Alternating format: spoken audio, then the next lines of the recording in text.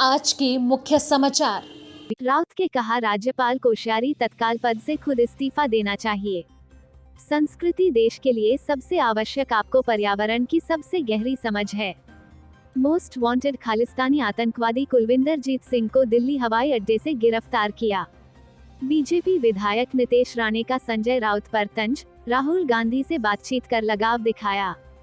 मुंबई, राज्यसभा सदस्य संजय राउत ने कहा कि छत्रपति शिवाजी महाराज का अपमान करने वाले राज्यपाल भगत सिंह कोश्यारी को तत्काल अपने पद का खुद इस्तीफा दे देना चाहिए। उन्होंने यह भी कहा कि भाजपा ने अभी तक राज्यपाल के इस बयान पर अपनी भूमिका स्पष्ट नहीं की है। राज्य के मुख्यमंत्री और भाजपा को इस बाबत तत्काल अपनी भूमिका साफ करनी चाहिए। दरअसल, महाराष्ट्र के राज्यपाल बीएस कोश्यारी ने एक बयान में कहा था कि अगर कोई आपसे पूछता है कि आपका आदर्श कौन है, तो आपको उसे खोजने के लिए बाहर जाने की जरूरत नहीं है, वे आपको यहीं महाराष्ट्र में मिल जाएंगे। छत्रपति शिवाजी महाराज अब एक पुरानी मूर्ति बन गए हैं, आप बाबा साहेब अम्बेडकर से लेकर नितिन गडकरी तक नए पा सकते हैं।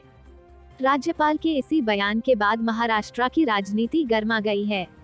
संजय राउत मुख्यमंत्री एकनाथ शिंदे पर तंज कसते हुए कहा कि सीएम शिवसेना के 40 विधायकों के साथ जब अलग हुए थे, तो कहा था कि शिवसेना कांग्रेस राकांपा के साथ चली गई, इसलिए उनके स्वाभिमान को ठेस पहुंची और वे सभी लोग शिवसेना से अलग हो गए थे।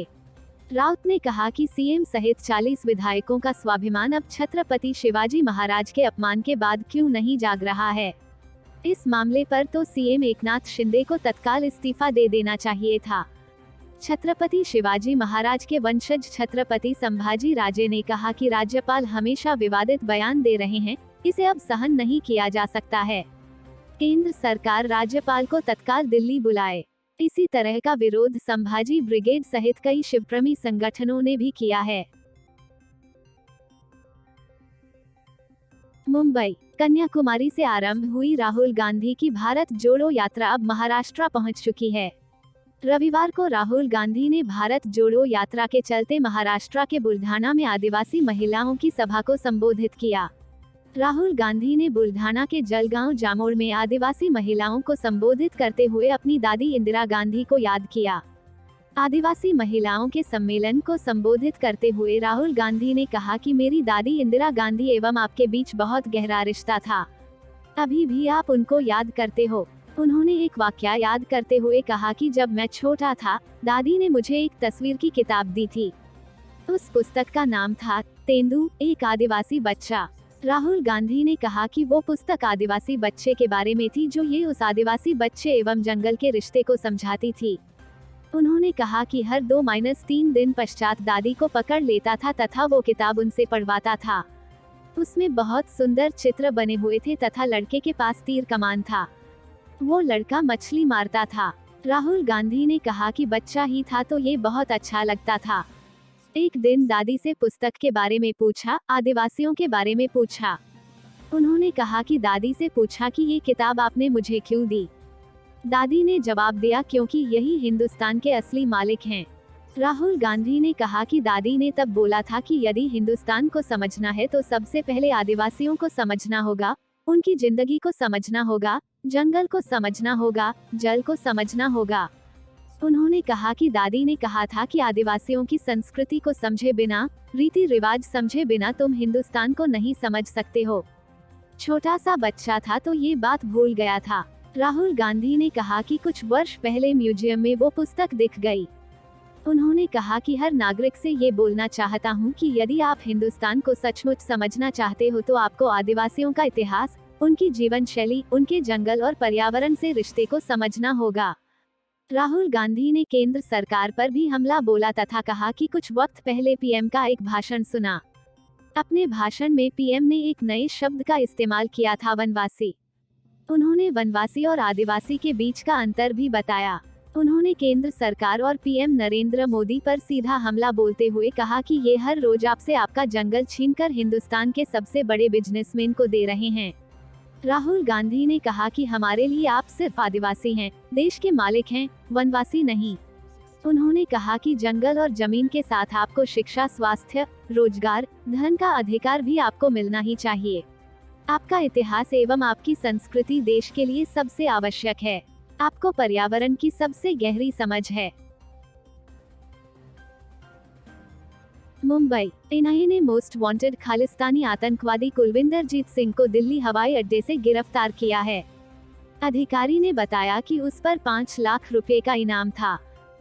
बब्बा खालसा इंटरनेशनल (बीकेआई) और खालिस्तान लिबरेशन फोर्स जैसे आतंकवादी संगठनों से जुड़े कुलविंदरजीत सिंह उर्फ खानपुरिया की लंबे समय से तलाश थी।